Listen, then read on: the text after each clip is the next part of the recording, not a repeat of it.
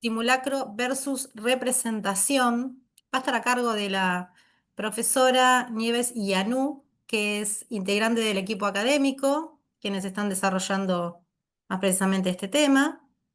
Em, bueno, y va a ser este encuentro y el próximo, el 7 de junio, el próximo sábado de este eje, a la misma hora, 16:30 y por el mismo Zoom, ¿sí?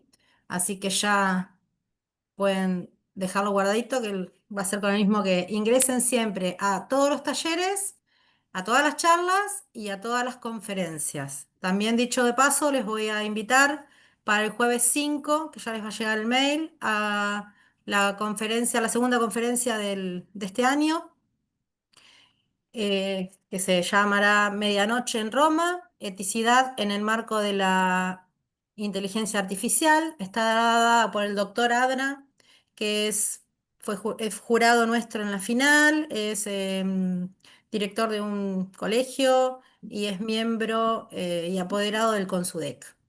Bueno, vamos a dejarlos ahora con Nieves, le damos la bienvenida a Nieves y le agradecemos su presencia. Y bueno, cualquier pregunta que quieran hacer pueden levantar la mano o escribirla en el chat. Si levantan la mano es mejor, así los escuchamos. Gracias.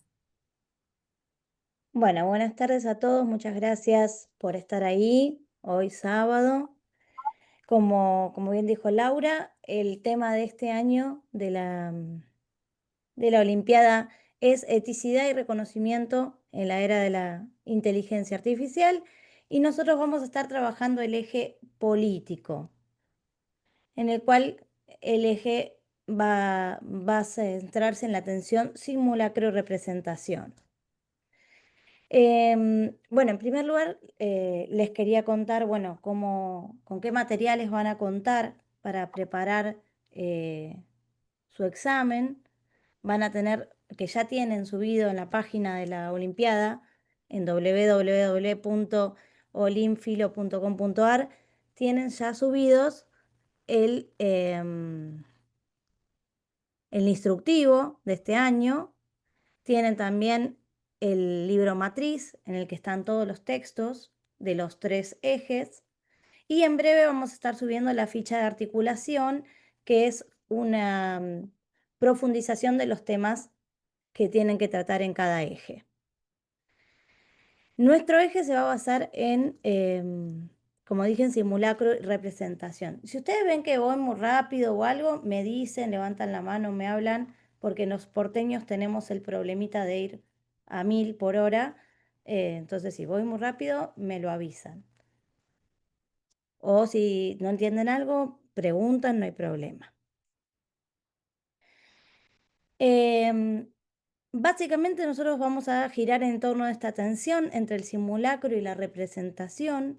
El simulacro entendido como em, una ficción, ¿sí? Que viene a reemplazar la realidad, ¿sí? El simulacro es algo autónomo que finge ser algo real y termina siendo más, suplantando a la realidad.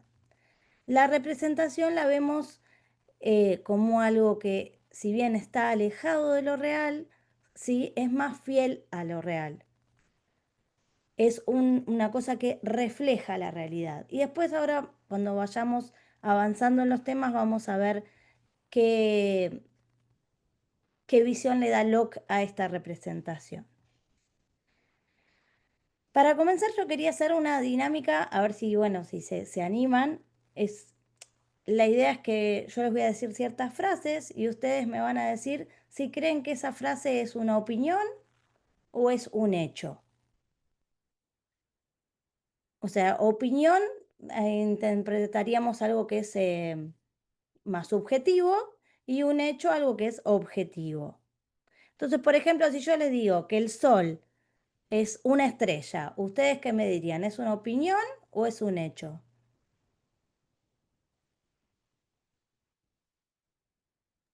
Y es un hecho, por lo que hemos Es un hecho. estudiado. Muy bien. ¿Y si yo les digo que Messi es el mejor jugador del mundo?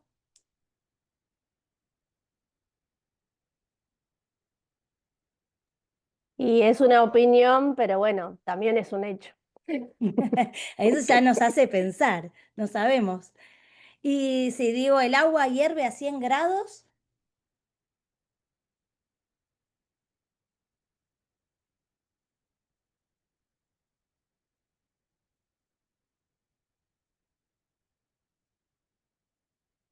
Podemos decir que es un hecho, pero entendido como base empírica y hay un lenguaje, ¿no? Porque en sí yo no veo los grados, pero bueno, lo muy complejizaríamos bien. ahí. Y si digo que la cancha de River es más grande que la cancha de Boca,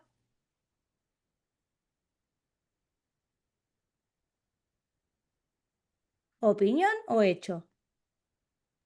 Y opinión, por comparación, ¿no?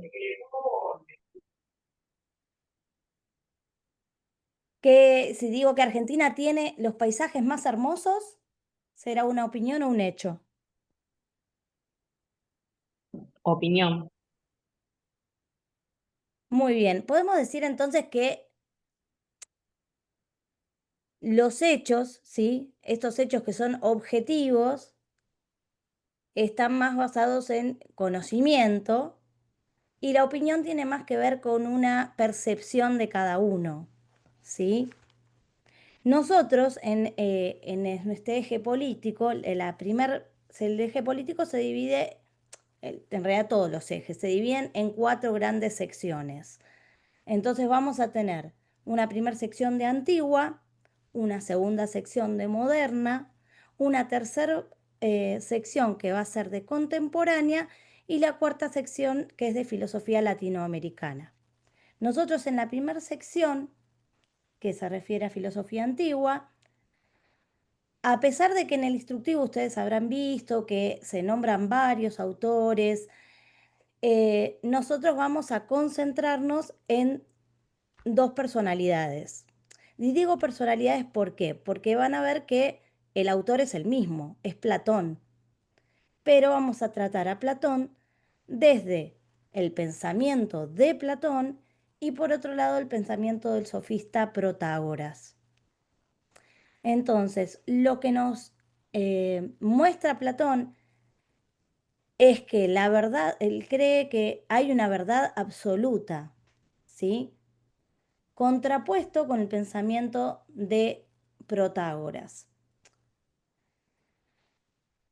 Nosotros vamos a trabajar de Platón, específicamente el libro La República, en realidad no todo el libro, sino eh, República 6 y 7. Y para tratar el tema de Protágoras seleccionamos el Teeteto de Platón, que es un diálogo más bien tardío. ¿Por qué digo tardío? Nosotros podemos dividir los diálogos platónicos como en 3 etapas. Platón tiene unos diálogos que son más bien socráticos, que son los de juventud, donde él se va a enfocar eh, en analizar qué son eh, ciertas virtudes, por ejemplo, qué es la valentía, qué es la piedad, qué es la virtud.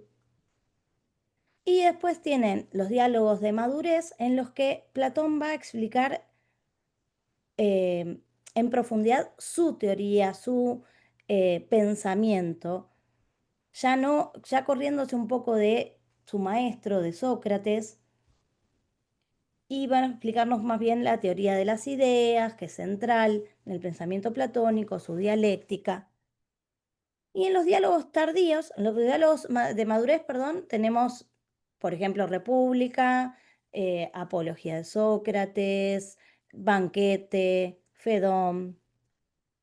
Y como diálogos tardíos, tenemos los diálogos que son más críticos, donde Platón toma las críticas que le han hecho eh, incluso sus alumnos, o sea, Aristóteles le critica muchas cosas a Platón, él toma estas críticas y lo vuelca en estos diálogos tardíos. El Teteto es uno de ellos, otros diálogos tardíos son Leyes, Sofista, pero bueno, en Teteto va a ser un esfuerzo por explicar eh, por explicar su teoría sin apelar a la teoría de las ideas, ya no haciendo base en la teoría de las ideas.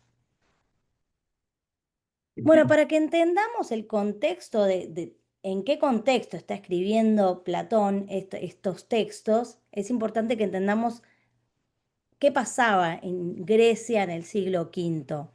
Yo les traje una cita del libro de Jean-Pierre Vernant, en su libro Los orígenes del pensamiento griego, en el capítulo que se llama El universo espiritual de la polis,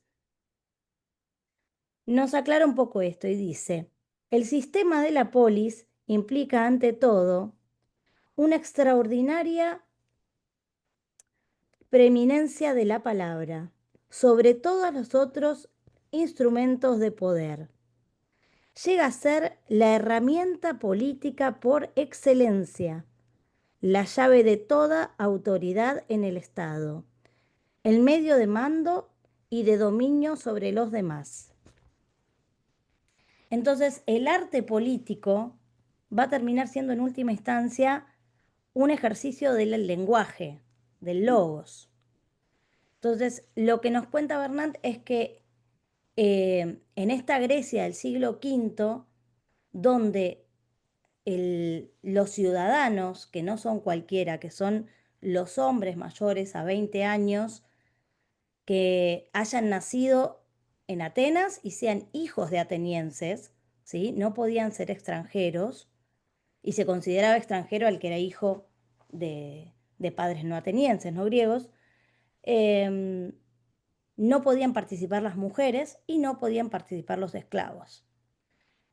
Entonces, estos ciudadanos, los polites, son los que van a participar de los distintos ámbitos de, bueno, valga la redundancia, de participación ciudadana, que por ejemplo va a ser la asamblea o el abulé. La asamblea estaba formada por 600.000 ciudadanos, ¿sí? Que va a tratar eh, sobre distintos temas que hacen a la vida cotidiana de la polis, por ejemplo, cuándo hacer la guerra y cuándo la paz, qué leyes promulgar, em, y qué impuestos poner, o sea, todo lo que refiere a la vida cotidiana de la polis.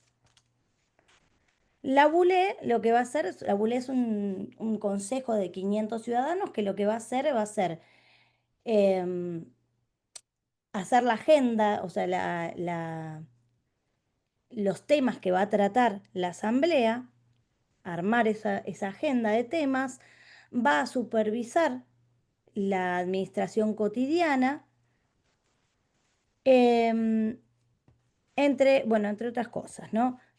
Entonces, para poder participar en estos ámbitos, los jóvenes van a tener que formarse. Por esto que decíamos antes, de la importancia que tiene la palabra como instrumento de poder. Por eso los van a necesitar formarse y algunos van a apelar a filósofos como Platón, como Sócrates, como Aristóteles, y otros van a apelar a pagarle a un maestro, que en ese momento eran los sofistas, que les enseñaban retórica. Otra cosa importante que nos cuenta Bernat es que había dos derechos fundamentales en la Grecia antigua. Uno es el derecho a la isonomía. Todos los ciudadanos eran iguales ante la ley y eran responsables ante la ley por sus actos y podían ser juzgados de forma equitativa. El otro derecho fundamental era la isegoría. La isegoría tiene que ver con que todos los ciudadanos tenían el mismo derecho a expresar sus opiniones e ideas en la asamblea o en los ámbitos, el ágora o la bulé. Entonces, estos dos derechos son muy importantes en lo que hace a la vida de la polis.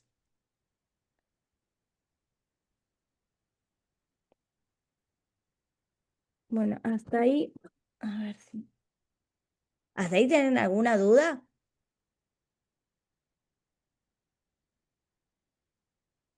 Entonces, si no, continúo. Lo que nos va a plantear Platón en la República, ¿sí? La República de Platón está escrita en el año 380 a.C., ¿sí? Eh, y lo que tenemos que entender es qué está criticando Platón con ese libro, La República. Platón es del siglo IV y con el libro La República va a estar criticando una forma de gobierno que es la democracia ateniense, que ya estaba en crisis. La democracia ateniense del siglo V, que tuvo su esplendor con Pericles, empieza a tener después de la guerra del Peloponeso, que es la guerra entre Esparta y Atenas, que la gana Esparta la guerra. Atenas queda muy mal después de la guerra y además tuvieron muchas epidemias, en esa epidemia muere Pericles, entonces esta democracia ateniense que Pericles abrió no solo a los ciudadanos, como les conté antes, sino que la abre a clases más bajas. Para Platón esta apertura de la participación a clases más bajas y que la eh, democracia sea cada vez más amplia, lo que hacía en última instancia es crear demagogia y, y incluso llegar a la tiranía.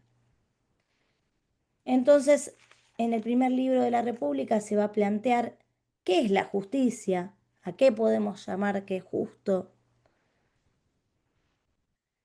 Y en los libros de la República que vamos a trabajar, en tanto el instructivo como en la ficha de articulación, va a plantear más que nada el tema de la verdad. ¿Cuál es esa verdad absoluta para Platón? Y Platón, como no sé si ya tuvieron la oportunidad de leer el instructivo, habrán visto que Platón plantea una división de ámbitos en el cosmos, ¿sí? El cosmos para Platón está formado por un ámbito sensible y un ámbito inteligible. En el ámbito sensible están las cosas, nosotros, los animales. En el ámbito inteligible, las ideas. ¿Cómo podemos nosotros, seres humanos, mortales, llegar a conocer esas ideas? Platón va a decir que nuestra humanidad, nuestro ser, también es dual. Nosotros tenemos una parte que tiene más que ver con lo sensible, que es el cuerpo, y una parte que tiene más que ver con lo divino, que es el alma. Gracias a que nuestra alma tiene esa afinidad con lo divino, es que nosotros vamos a poder acceder al mundo inteligible, al ámbito inteligible. ¿De qué manera? Y de esa manera, la manera la va a explicar a través de estas alegorías que están en República. Como los griegos estaban muy acostumbrados a los mitos, ¿sí? Platón elige las alegorías como forma de poder explicar su pensamiento. Una alegoría es un relato ficcional que lo que está intentando es explicar a través de metáforas y símbolos algo que está oculto o que es complejo. Entonces nos va a plantear las tres alegorías: alegoría del sol, la alegoría de la línea y la alegoría de la caverna. Básicamente estas tres alegorías lo que van a hacer es explicar cómo nuestra alma, primero parte de lo sensible para llegar a lo inteligible, y cómo uno tiene que desapegarse de eso sensible y a través del razonamiento poder llegar a lo inteligible. ¿Cuál es la idea de las ideas, la idea más importante para Platón? ¿Cuál es la verdad absoluta para Platón? La idea de bien. Si yo conozco la idea de bien, puedo conocer todas las demás ideas. Por eso en la alegoría del sol va a decir que la idea de bien es como el sol, así como el sol ilumina las cosas, la idea de bien va a iluminar las demás ideas. Después, en la alegoría de la línea y la alegoría de la caverna, va a explicar el camino que el filósofo hace desde lo sensible hasta el conocimiento de lo inteligible. Y una cosa importante que tiene la alegoría de la caverna, que no la muestran las demás alegorías, es el camino descendente. Platón plantea que tenemos un camino ascendente de la persona que logra sacarse las cadenas y llegar hasta fuera de la caverna y contemplar esa idea de bien, pero también nos cuenta un camino descendente. Esa persona que logró salir de la caverna, contemplar la idea de bien, tiene la obligación moral y política de bajar al interior de la caverna y contarle a los que están encadenados lo que vio. Y ese es el rey filósofo. Por eso Platón plantea un cambio de gobierno, ya no de un rey eh, puesto o por consenso o porque pensaron que era el más indicado, sino un rey que sea el que conoce, el que realmente sabe lo que es la verdad, que sabe lo que es la justicia, y para Platón ese rey va a ser el rey filósofo.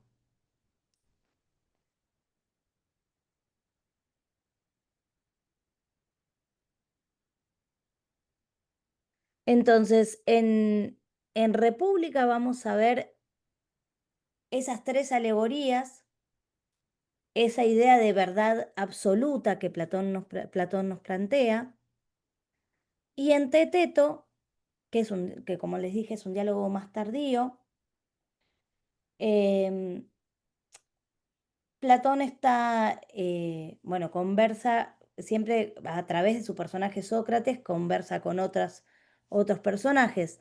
En Teteto va a plantear una conversación entre Sócrates, Teodoro y Teeteto acerca de qué es el conocimiento.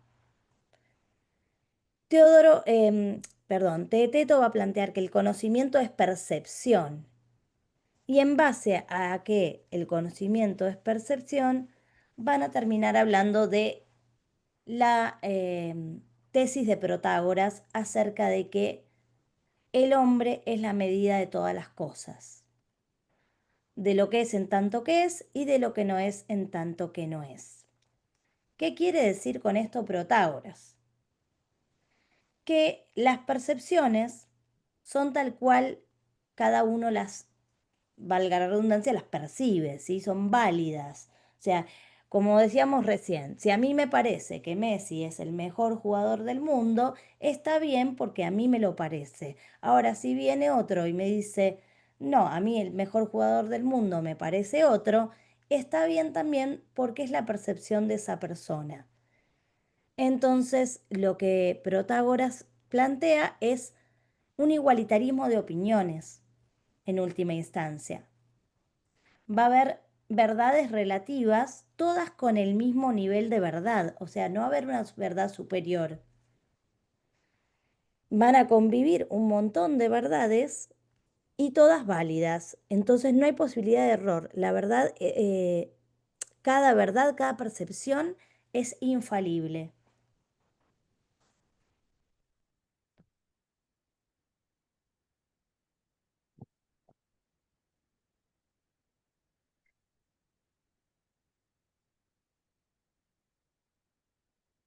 ¿Hasta ahí tienen alguna pregunta con respecto a esta parte de Antigua?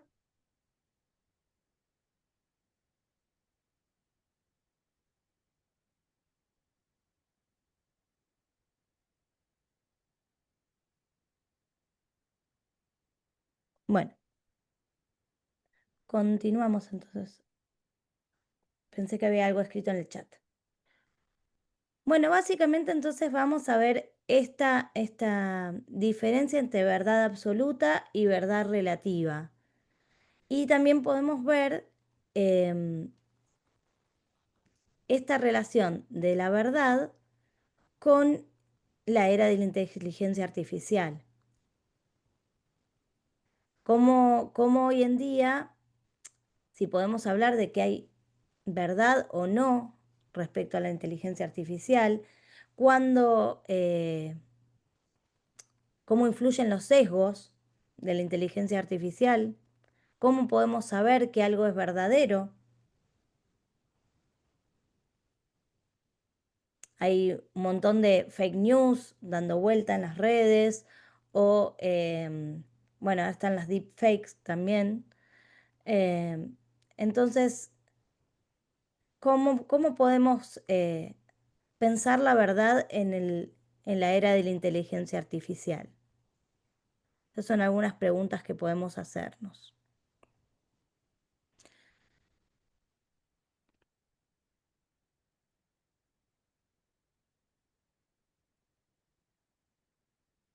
Bueno, para pasar a moderna,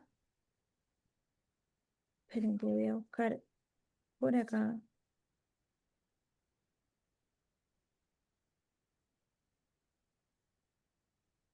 Se me mezclaron los papeles.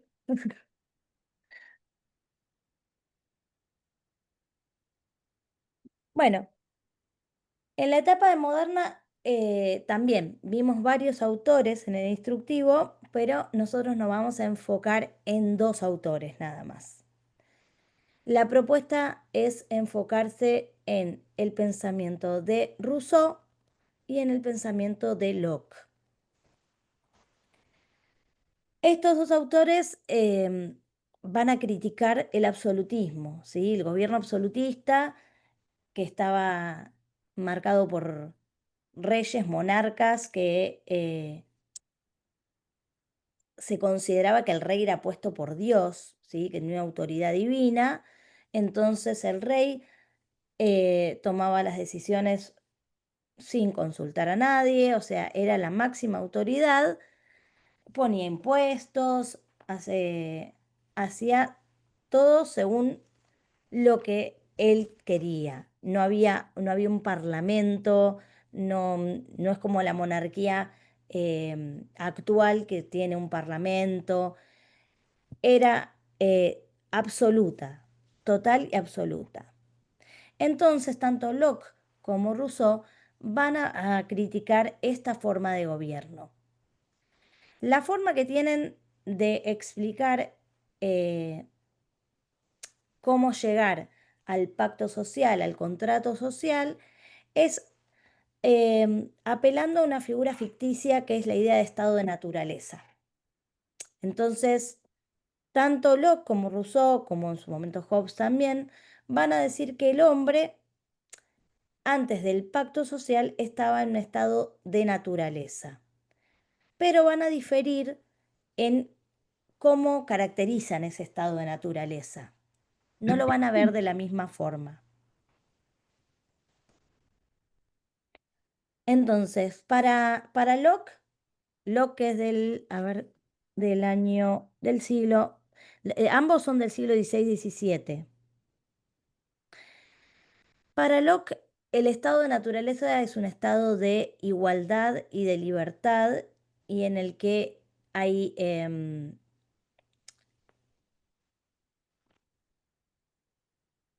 el que hay libertad y igualdad y perdón, igualdad y libertad, pero no hay nada que proteja esa libertad y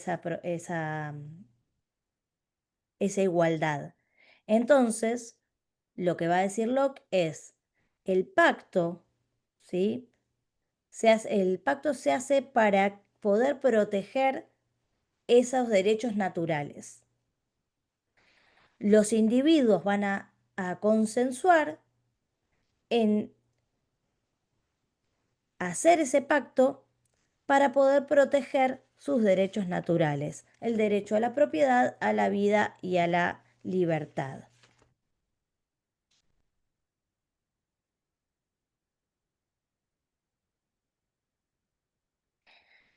A Locke se lo considera como el padre del liberalismo clásico, ¿sí? Locke nació en 1632 y murió en 1704. Y básicamente lo que va a criticar es la monarquía inglesa, ¿sí? Que pasó por varias etapas, pero en la etapa que está criticando Locke es básicamente la de Carlos I y de Jacobo II.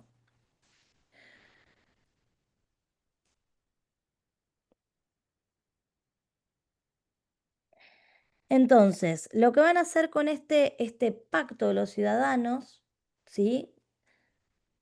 Van a consensuar y van a decidir que se los represente. Van a cederle, ¿sí? Van a transferir partes de sus derechos a un gobernante por consenso. Todos se ponen de acuerdo y le transfieren parte de sus derechos al gobernante que los va a representar. Entonces, la representación en Locke es una transferencia de derechos para que ese poder político los represente, ¿no? Pero la soberanía va a seguir estando en el pueblo. O sea, en Locke, soberanía y poder se dividen.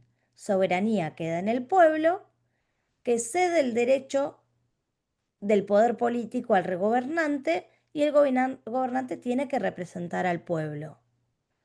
Pero si ese gobernante viola derechos naturales o hace algo que sea perjudicial para el pueblo tiene el derecho a rebelarse e incluso puede cambiar la forma de gobierno, porque el gobernante tiene que defender los intereses y derechos del pueblo.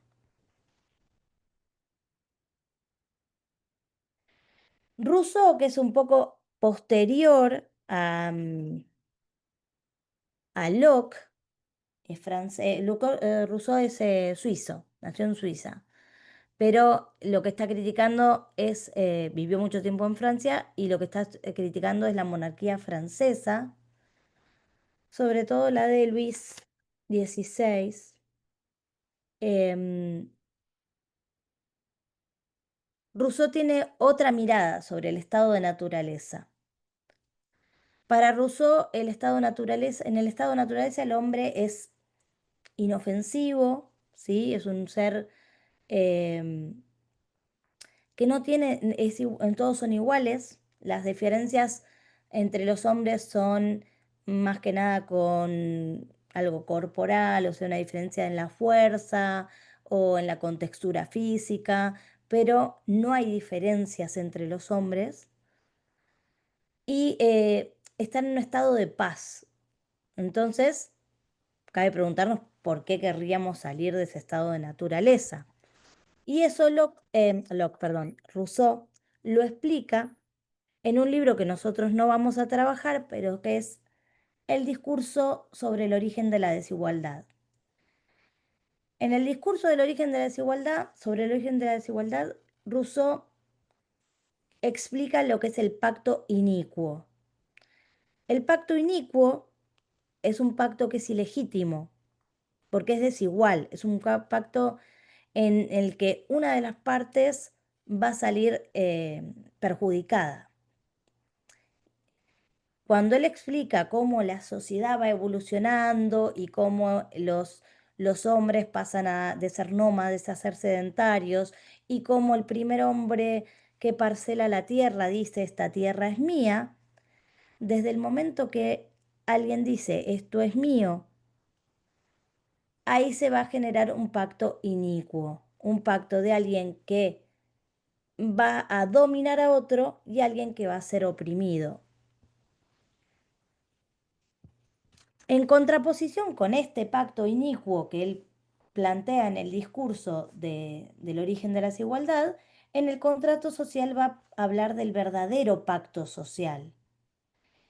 El verdadero pacto social lo que hace es que estos hombres que están en estado de naturaleza renuncien a parte de sus derechos, ya no una transferencia como en Locke, sino que acá es una renuncia a parte de sus derechos para, eh, para ya no hacer la voluntad de los particulares, sino seguir la voluntad general. La voluntad general no es una suma de voluntades particulares, sino que es una voluntad que aspira al bien común, que aspira al bienestar de todos. Entonces, van a renunciar a cierto interés personal en pos de ese bienestar general. Y por eso se hace el pacto social. A diferencia de Locke, lo que Rousseau va a proponer va a ser una democracia directa, en donde la soberanía va a estar en el pueblo. Él cree que tanto la soberanía es inalienable, que no se puede representar. Entonces va a ser el pueblo el que detente el poder y, y el que tenga que tomar las decisiones con respecto a qué es bueno para toda la comunidad y que la ley, que, se, que las leyes que entre todos deciden, tienen que ser obedecidas por todos.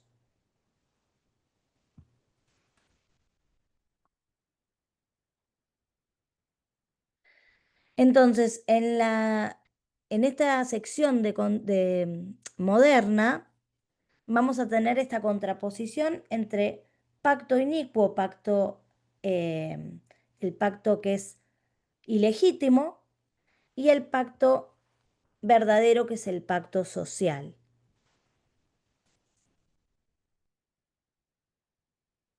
¿Se les ocurre algún ejemplo de pacto desigual hoy en día? ¿Qué ejemplo podríamos tener de un pacto que sea desigual, que perjudique a unos y beneficie a otros?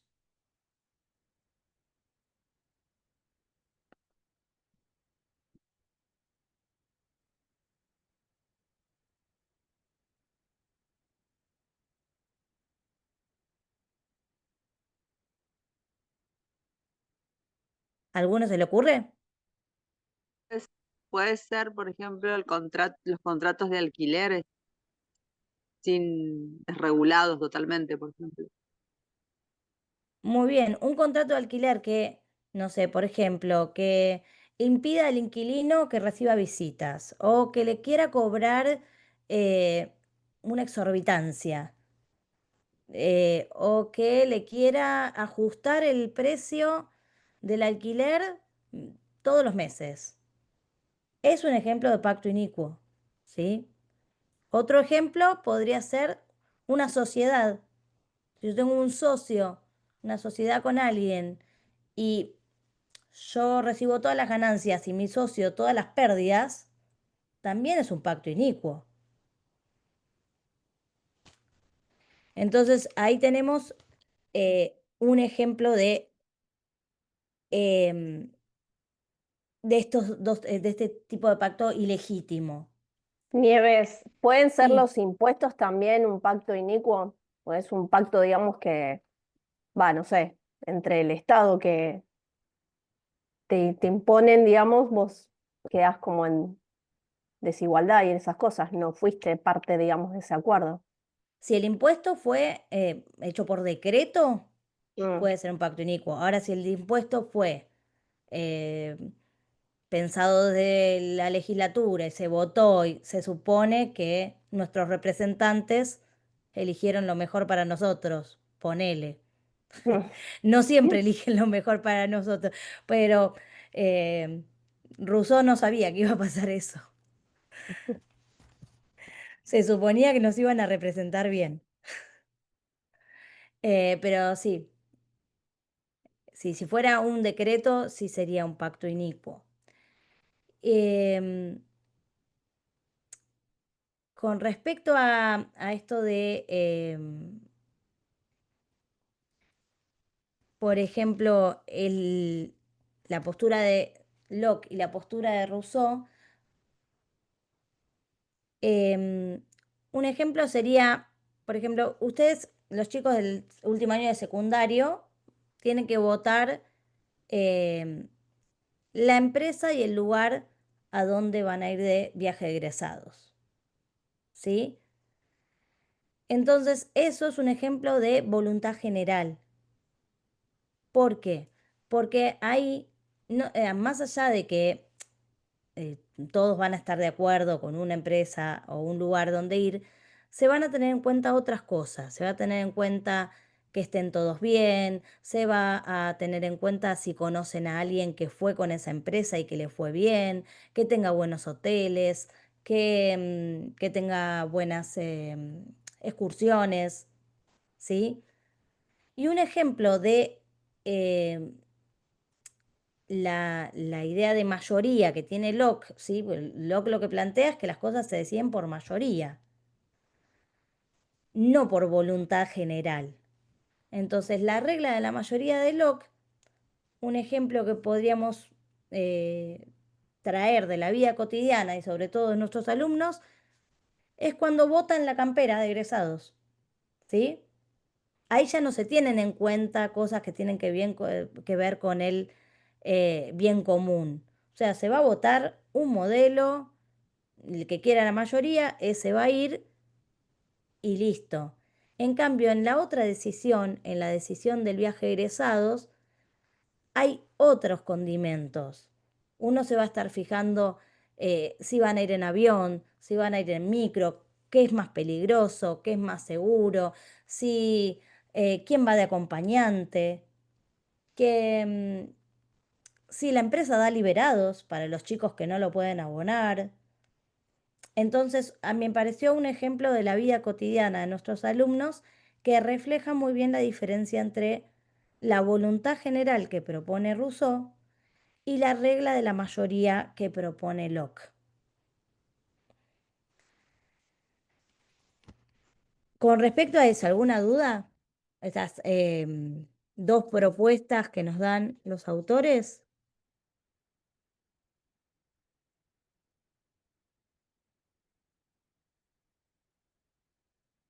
Bueno, yo les quiero hacer algunas preguntas que, a ver, se las pueden llevar para Nieves, pensar. Nieves, Sí, ahí Federico levanta la mano. sí, te escuchamos, Federico, o escribí.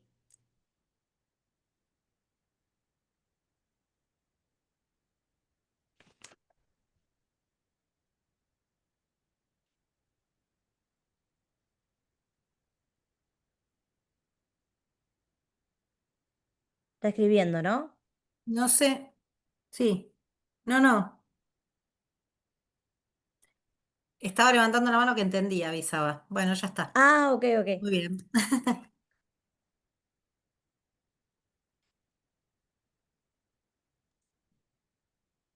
Bueno, fui a las chapas, fui muy rápido. Hablo muy rápido, les pido disculpas. Soy porteña.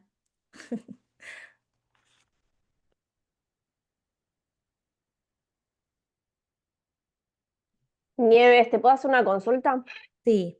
¿Cómo podemos relacionar entonces las posturas de Locke y Rousseau respecto a esto de la inteligencia artificial, ya que hiciste la primera comparación? ¿Cómo lo podemos comparar ahora? ¿O hacia dónde Sí, apuntaría, digamos, el análisis? una de las cosas que lo podemos comparar es, por ejemplo, con lo que pasó, con lo que pasa en política hoy en día, cómo a través de la inteligencia artificial pueden manipular la información,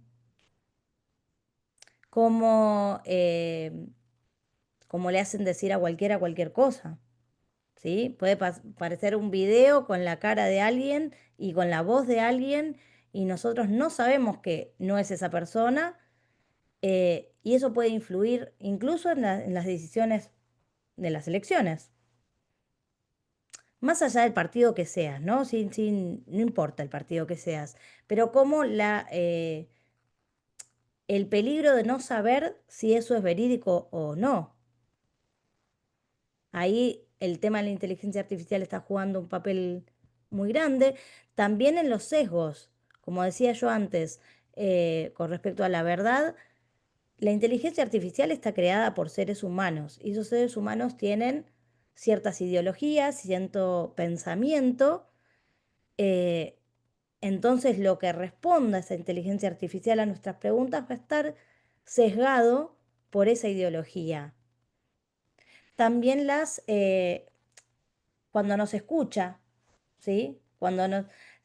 Vieron que Google nos escucha, nos tira publicidades y cosas de que vos decís, yo no le dije nada al celular que, que quería comprar un termotanque y de repente me empiezan a aparecer publicidad de termotanques porque en algún momento escuchó algo, los celulares están como siempre prendidos. eh, Toman la información, ¿sí? Y te van tirando. Entonces, toman la información de todo, incluso cuando vos conversar con un amigo o hablas o escuchás la tele, eso también lo toma. Entonces, ¿cómo manipula la información la inteligencia artificial? Nosotros tenemos que estar como preparados y ser críticos de esa inteligencia artificial. No todo lo que nos diga Google o lo que nos diga eh, ChatGPT va a estar bien. Tenemos que poder saber cómo chequear esa información, dónde ir a las fuentes, em, cómo ver si eso fue una fake news o no, ¿sí? Y algunas preguntas que podemos hacernos, yo puse, por ejemplo, la IA y las redes, ¿cómo pueden afectar nuestra percepción de la verdad? ¿Sí? ¿En qué sentido pueden afectar nuestra percepción de la verdad? ¿Qué pactos deberían existir para que las redes sean un lugar seguro y confiable para todos? De hecho, hay proyectos de ley con respecto a regular la inteligencia artificial. ¿Qué responsabilidad tenemos nosotros como usuarios de las redes y de la IA? ¿Sí? Nosotros tenemos cierta responsabilidad. Nosotros también le abrimos la puerta a eso, le damos de comer, ¿sí? Le damos información y datos. Entonces, ¿hasta qué punto somos responsables de alimentar esa inteligencia artificial?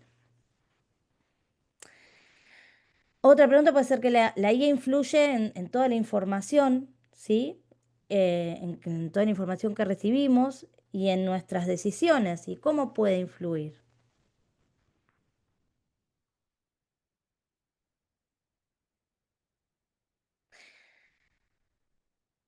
¿Podemos distinguir entre la verdad absoluta y la verdad relativa cuando pensamos, cuando usamos herramientas digitales? ¿Nos damos cuenta cuándo es opinión y cuándo es una verdad de hecho? También podemos pensar si estamos de acuerdo con la posición más platónica, con que hay una verdad absoluta, o si estamos más de acuerdo con la posición de Protágoras, que nos plantea unas verdades relativas. ¿Y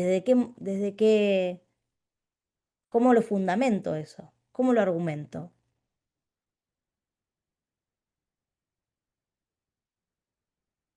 Para trabajar esto de los pactos, también podemos pensar vieron que en todas las páginas, cuando uno se anota, en las páginas siempre hay un,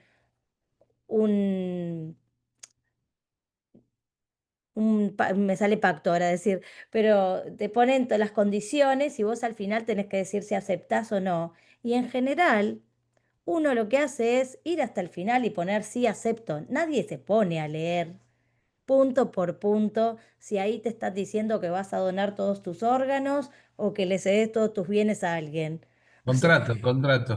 Es es, un contrato. es un contrato y uno eh, está tan acostumbrado a seguir para abajo y ponerle sí, acepto, dale, bájame la aplicación que la necesito.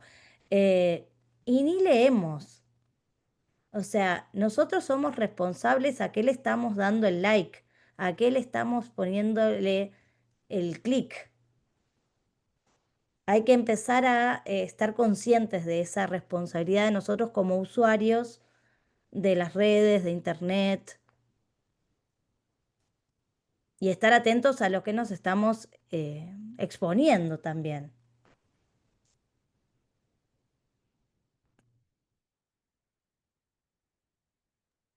Yo des- pensaba,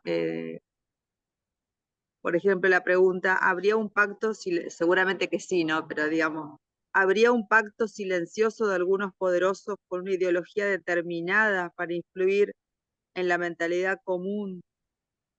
Obviamente que sabemos que sí, pero digo, una pregunta que no es obvia, ¿no? ¿Cuál sería ese pacto silencioso? Por poner un nombre, ¿no? Puede ser, Ujú. por poner un nombre cualquiera, Elon Musk, bueno, u otro, ¿no? Y lo de somos responsables, a qué le estamos abriendo la puerta, eso me parece bien interesante y súper educativo, porque bien entendible para los chicos, para los grandes, ¿no? Esto de es como que tuviéramos, yo siempre les digo a los chicos, como que tuviéramos la puerta abierta de calle todo el tiempo, internet, ¿no es cierto? Y la inteligencia artificial y demás. Es como seguir teniéndole un poquito de miedo o de respeto, digamos, ¿no? Para Precaución, que no, diría yo. claro, para no vivir en un simulacro.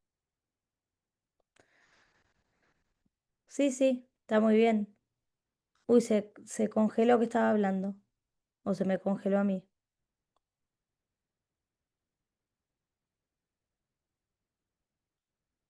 ¿Se me congeló a mí sola o se...?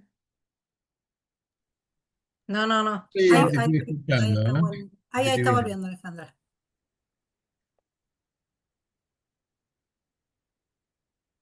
Te escuchamos, Alejandra. ¿Querés cerrar la idea? Ah, no, decía eso nada más que, digamos, que cómo influyen esos sesgos, decías vos, a nivel a nivel vieron las neurociencias, cómo nos están enseñando también, ¿no? Con respecto a cómo se produce el pensamiento, este tipo de pensamiento que están teniendo chicos y grandes, ¿no? Que están a través de estímulo-respuesta por imágenes, que ya se está perdiendo esa capacidad humana de siendo humanos, seres humanos, ¿no? Y pensaba Ujú. que interesante todo esto que planteas vos de volver a ver lo de los antiguos griegos y bueno, de la modernidad. Esto justamente de cuál es el origen de la desigualdad que decías vos, o la necesidad de un pacto social. Qué importante sería hoy volver a eso, ¿no? Desde las escuelas también, que no sea mala palabra el tema del pacto, sino que sea como algo saludable, ¿no? Que tendríamos que volver a un pacto, a ver qué hacer con todo lo que está pasando. Y estas conferencias y las Olimpiadas de Filosofía creo que ayudan un montón para pensar, ¿no?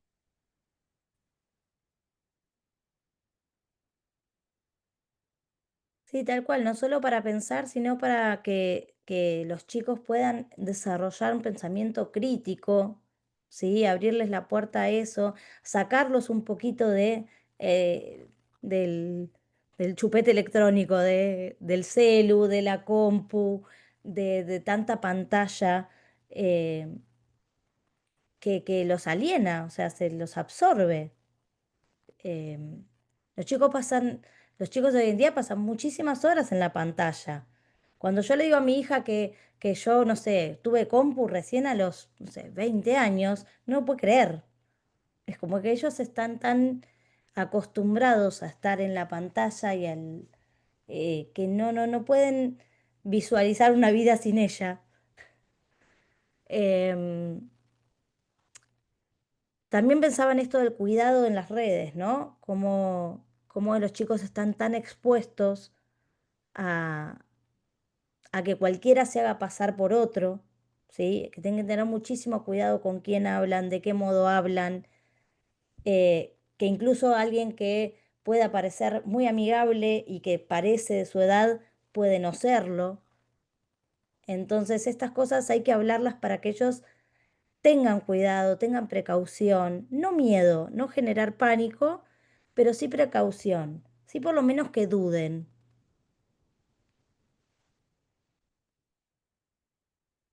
Nieves, yo por Sí, ejemplo pensaba en esto que, en esta pregunta que vos hiciste sobre cómo influye la inteligencia artificial en la información, o sea, las decisiones que tomamos y en esa cuestión de la información que manejamos.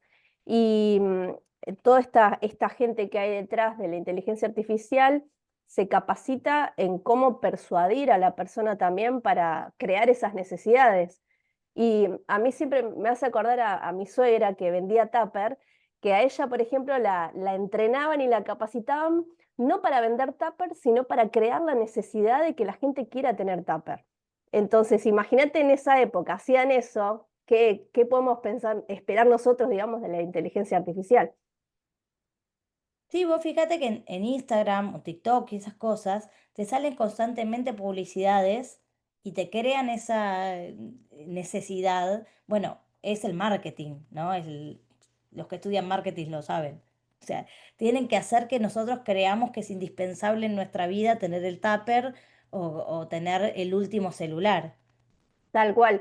Pero también esta cuestión de por qué estamos tanto con las pantallas. Es como que toda esta gente que está detrás, de alguna manera están creando esa necesidad de que estemos todo el tiempo viendo Instagram o viendo Facebook. Bueno, Facebook no sé si ya sirve para eso, pero viendo los reels y todas esas cosas. Todo eso fue pensado estratégicamente. Entonces, tener presente eso a la hora de ser críticos. ¿Por qué tengo esa necesidad de hacer eso? ¿Alguien pensó en esa necesidad para que yo esté así?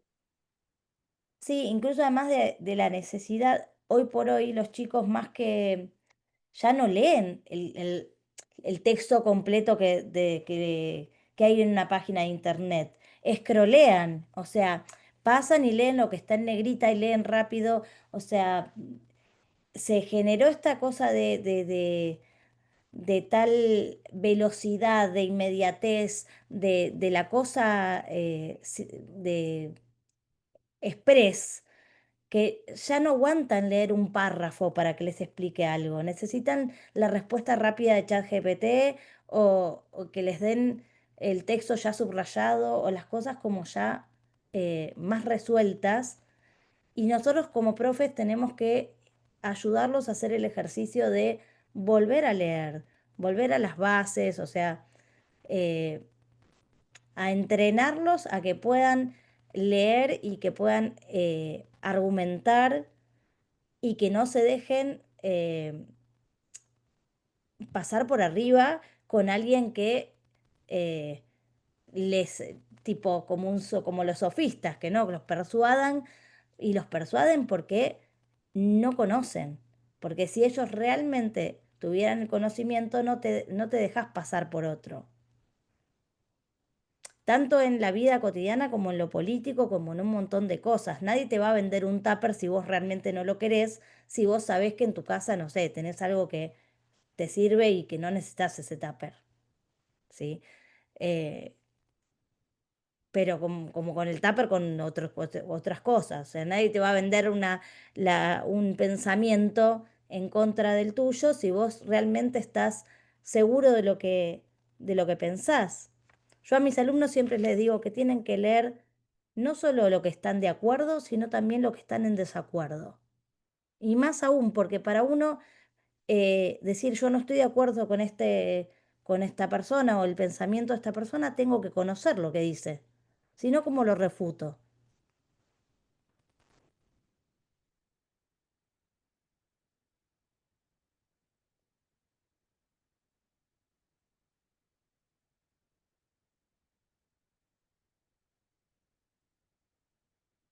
¿Alguna consulta más?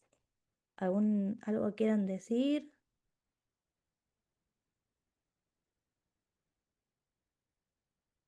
Como que surgen también varias preguntas, ¿no? Ujú. Pero digamos, como para seguir otro día.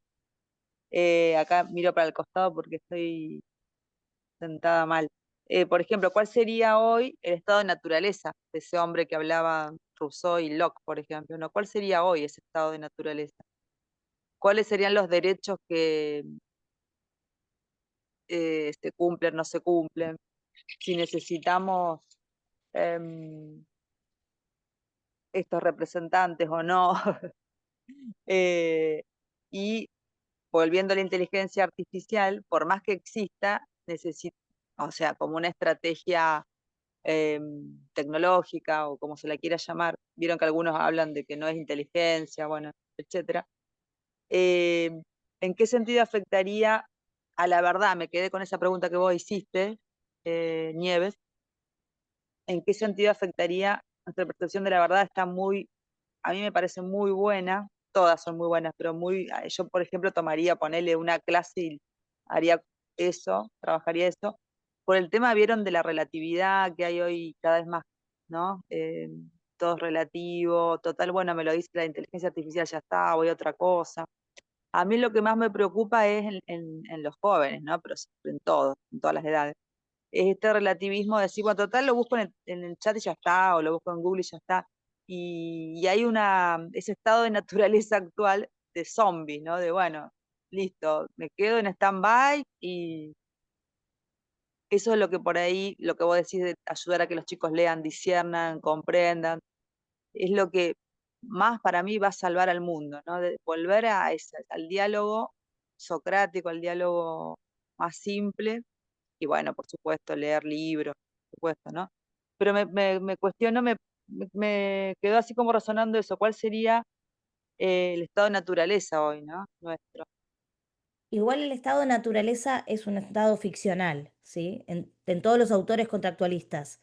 No se refieren a un estado verídico, sino que es una ficción eh, para justificar de algún modo que la necesidad del contrato social. Pero en parte, Rousseau, por ejemplo, se está basando en el- en la, en la llegada de los europeos a América, con este hombre inofensivo. De hecho, en el discurso sobre el origen de la desigualdad habla de la llegada del hombre europeo a América, el mal llamado descubrimiento. Em, Claro, pero es perfecto, pero digo, por ejemplo, pensándolo, estaría bueno para verlo hoy, cuáles son verdaderamente ¿De esas dónde necesidades. partimos Claro, para el esas pacto? necesidades. Claro, porque por ejemplo los derechos humanos, todos sabemos que existen, que están escritos, y sin embargo es el periodo de mayor desigualdad de la historia que estamos viviendo. Entonces también por ahí lo pensaba, ¿no? Quizás no tanto a lo mejor como vos decís de Rousseau, Locke, sino bueno, hoy, ¿no? Sí, más que un estado de naturaleza, yo pensaría en qué estado estamos actualmente, Claro, dónde está la desigualdad y qué tipo de pacto necesitamos. ¿Qué tipo de pacto tendríamos que hacer? ¿Qué tipo de pacto social que nos lleve al respeto mutuo, a la validación del otro, a la igualdad? El problema es que siempre hay gente con intereses eh, egoístas que terminan arruinando el pacto.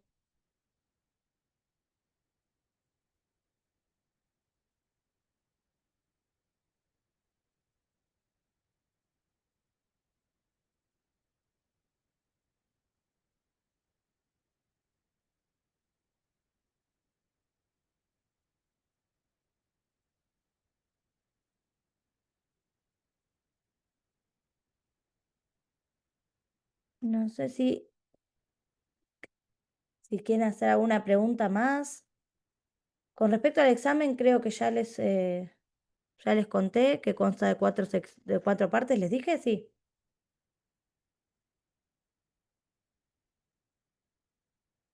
Ya no me acuerdo si lo nombré. En esta primera instancia de examen se va a hacer más hincapié en antigua y moderna o en los Sí. 4. No, el primer examen, el jurisdiccional, es sobre antigua y moderna.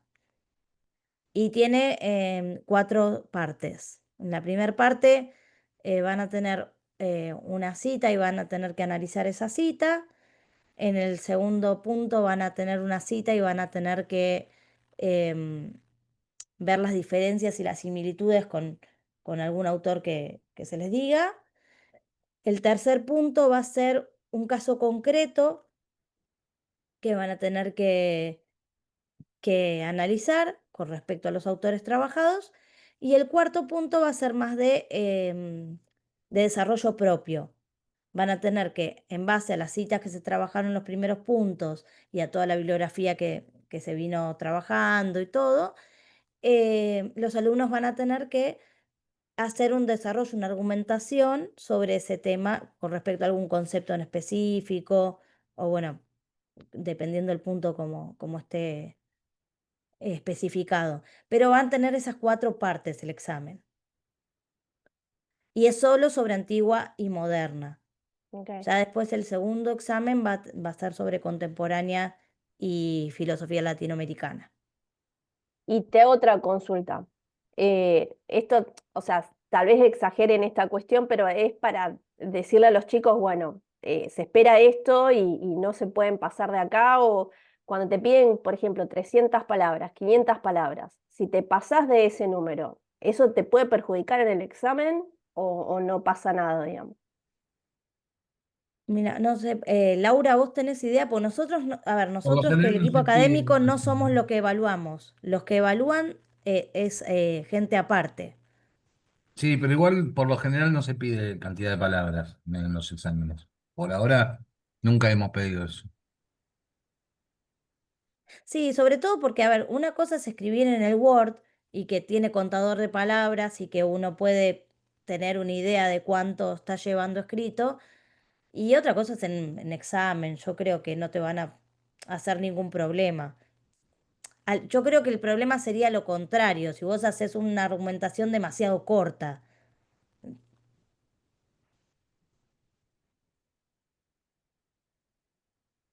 Mientras sea coherente y esté bien argumentado, yo creo que no va a haber problema. Entre 300 a 350 no creo que haya problema. Ahora si hace 4 páginas, ahí capaz que le dicen que se fue un poquito de mambo.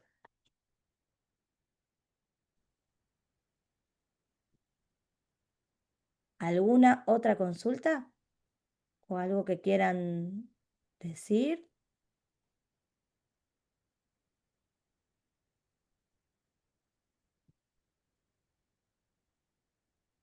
En principio yo les agradezco por la buena onda, por el ida y vuelta, por participar, a todos los que participaron tanto oralmente como vía el chat, y bueno, por haber estado acá un sábado y, y bueno, haberte hecho el tiempo para participar del taller. En la semana después le subimos la grabación al canal de YouTube, ¿sí? Ya están las otras grabaciones del taller de Román.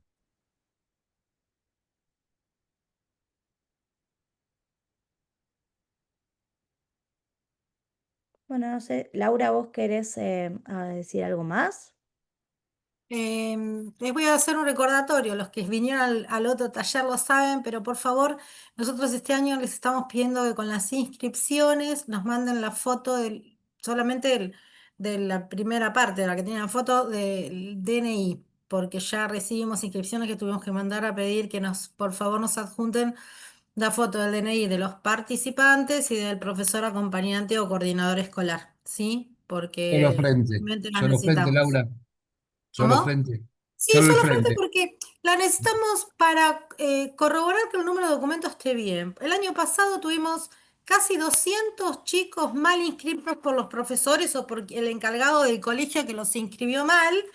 Y llegamos a la instancia del examen y en medio del examen los chicos no se encontraban en el nomenclador.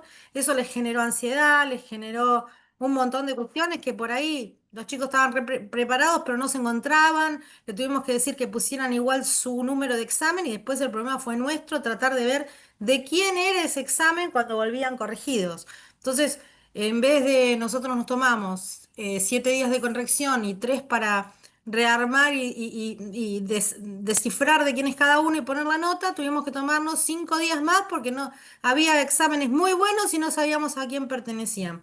Entonces, para no tener este año este tema, vamos a corroborar inscripción por inscripción con la foto del documento. Es por eso que lo pedimos. Así que bueno. Bueno, ya les dije eso 20 veces. Eh, el sábado próximo, nuevamente a esta hora, nos encontraríamos a las 16:30 para que Nieves nos dé la segunda parte. Si les quedó alguna consulta, alguna cosa o algo que piensan que le quieren preguntar de esto que expresó Nieves hoy, tranquilamente la semana que viene, al inicio, se lo escriben o lo consultan. Y bueno, nada más. Y en cuanto a las palabras, no pedimos recuento de palabras porque hay montones de chicos que hacen el examen manuscrito. Tendrían que estar perdiendo tiempo contando las palabras. Y el jurado son aproximadamente 60 jurados de todas partes del país y ellos eh, sinceramente evalúan lo que están leyendo. No están viendo las palabras, cuántas son o saben que son chicos de los últimos 2 años del secundario. Así que quédense tranquilas que van a estar bien. Bueno, si no tenemos más nada, Sergio Nieves, Gracias. les agradecemos el tiempo y te Muchas gracias a agradecemos a vos, todos. Miguel, ¿eh? Nos vemos el sábado que viene, que tengan buen fin de semana y si podemos nos vemos Bueno, el jueves a las 11 gracias. horas en la conferencia del doctor Adra. Buena semana, hasta luego. Nos vemos. Bueno, Buen fin de buenas semana.